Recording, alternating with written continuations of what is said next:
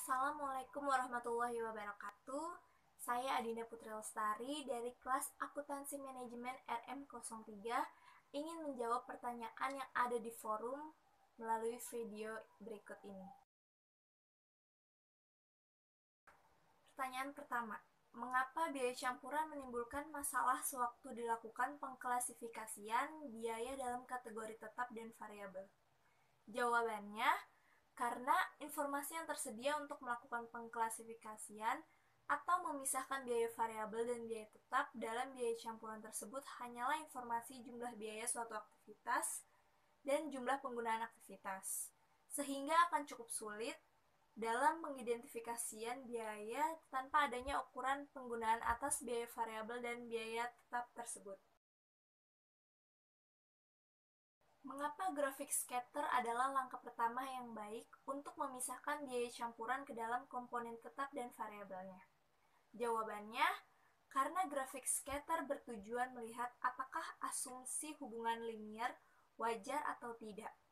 Dengan menggunakan grafik tersebut, beberapa titik yang tampaknya tidak cocok dalam pola umum, perilaku biaya mungkin dapat terungkap, sehingga diperoleh pengetahuan yang dapat membuat justifikasi untuk mengeliminasi dan mungkin menuntun pada perkiraan yang lebih baik mengenai fungsi biaya yang mendasarnya, seperti pengetahuan tentang hubungan antara biaya penggunaan aktivitas yang akan mempermudah usaha pemisahan biaya tetap dan variabel. Yang ketiga, jelaskan bagaimana metode scatter plot memisahkan biaya tetap dan variabel dari biaya campuran. Kemudian jelaskan cara kerja metode tinggi rendah, mengapa kedua metode tersebut berbeda. Jawabannya, karena metode scatter plot menyangkut pemeriksaan grafik scatter yang menunjukkan jumlah biaya campuran pada berbagai tingkat aktivitas yang berbeda dan pemilihan dua titik terbaik untuk mewakili hubungan antara biaya dan aktivitas. Karena kedua titik tersebut menentukan suatu garis. Kedua titik tersebut digunakan untuk menentukan titik potong dan kemiringan garisnya. Metode tinggi rendah menentukan persamaan suatu garis lurus dengan terlebih dahulu memilih dua titik tinggi dan rendah yang akan digunakan untuk menghitung parameter perpotongan dan kemiringan. Kedua metode tersebut berbeda karena metode tinggi rendah ditentukan oleh jumlah tinggi dan rendah dari variabel bebas. Keunggulannya terletak pada keobjektivitasannya. Nomor 4, pertanyaannya, apa keunggulan metode scatter plot dibandingkan dengan metode tinggi rendah? Apa keunggulan metode tinggi rendah dibandingkan metode scatter plot? Jawabannya, keunggulan metode scatter plot dibandingkan metode tinggi rendah adalah metode scatter plot memungkinkan kita melihat data secara visual. Dapat menolong manajer menghindari jebakan atas terlihatnya hubungan antara biaya aktivitas yang tidak mungkin terjadi.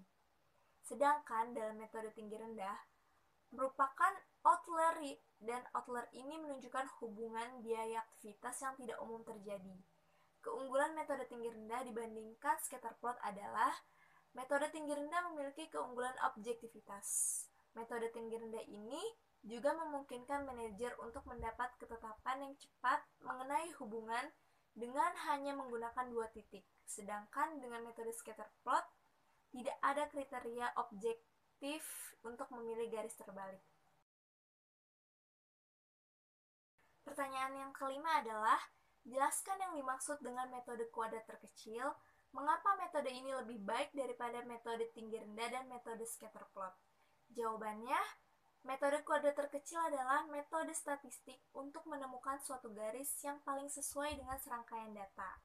Metode ini digunakan untuk memecahkan komponen tetap dan variabel dari biaya campuran. Metode ini lebih baik dari metode tinggi rendah dan metode scatter plot, karena metode kuadrat terkecil menghasilkan garis yang paling sesuai dengan titik-titik data sehingga lebih direkomendasikan daripada metode tinggi rendah dan scatter plot. Selain itu, metode kuadrat terkecil memiliki keunggulan dibanding metode lainnya dalam menilai keandalan persamaan biaya. Koefisien determinasinya memungkinkan analis untuk menghitung jumlah variabilitas biaya yang dijelaskan oleh penggerak biaya tertentu. Koefisien korelasi juga mengukur kekuatan hubungan dan menunjukkan arah hubungan.